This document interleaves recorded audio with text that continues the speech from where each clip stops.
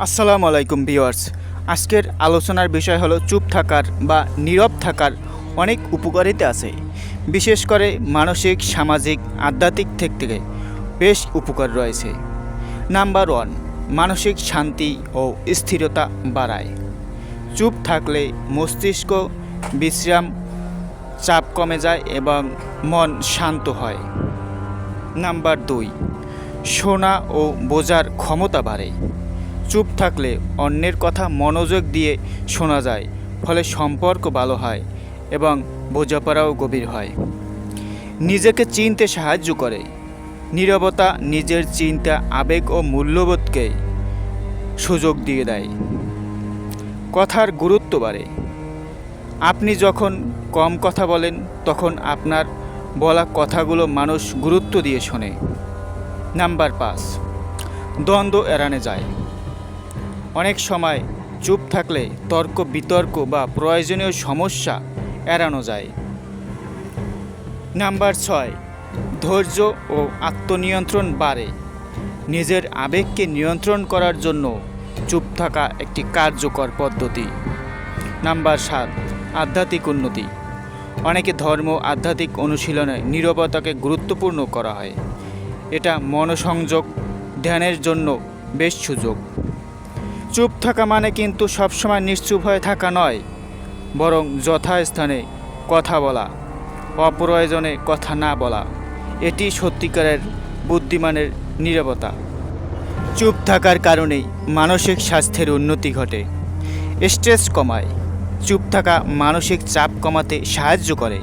যখন আমরা নীরবে থাকি, তখন মস্তিষ্কের কর্টিসল, স্ট্রেস হরমোন কমে যায়। মনোযোগ বাড়ে। বাইরের অযাচিত শব্দ বা কথাবার্তা থেকে দূরে থেকে মনোযোগ ও ফোকাস বাড়ানো যায়। অভ্যন্তরীণ চিন্তা বিশ্লেষণ।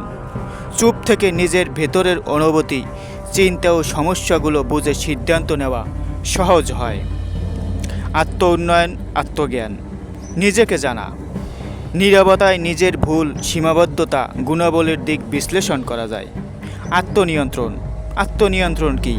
মনের ভাব বা রাগ প্রকাশ না করে চুপ থাকা আত্মসংযমের পরিচয়। আধ্যাত্মিক চর্চা। ধ্যান, প্রার্থনা, ভাবনা, চিন্তায় মনোযোগ দেওয়ার জন্য নীরবতা অপরিহার্য। সামাজিক দক্ষতা, সম্পর্ক উন্নয়ন। শ্রোতা হয়ে ওঠা। চুপ থাকা মানে অন্যকে কথা বলার সুযোগ দেওয়া। এতে মানুষ আপনাকে সম্মান করে, বিশ্বাস করে। অপ্রয়োজনীয় দ্বন্দ্ব এড়ানো। অনেক সময় উত্তপ্ত আলোচনায় চুপ থাকলে বড় বিবাদ থেকে রক্ষা পাওয়া যায়। বুদ্ধিমত্তার পরিচয়।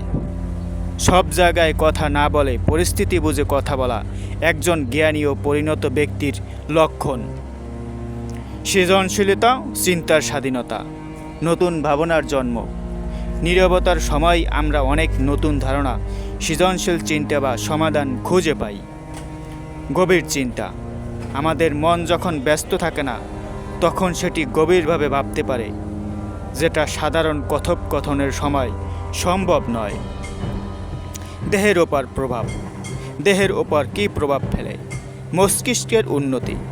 গবেষণায় দেখা গেছে প্রতিদিন কিছুক্ষণ নীরবতা মস্তিষ্কের নিউরোজেনেসিস, নতুন কোষ তৈরির প্রক্রিয়া বাড়ায়। ঘুমের গুণমান বাড়ে। শান্ত পরিবেশে নীরবতা মানসিকভাবে বিশ্রাম দেয়, যার ফলে ঘুম ভালো হয়।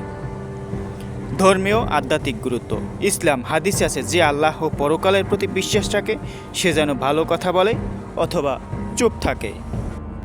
চুপ থাকা মানে দুর্বলতা নয়, বরং এটা এক ধরনের শক্তি।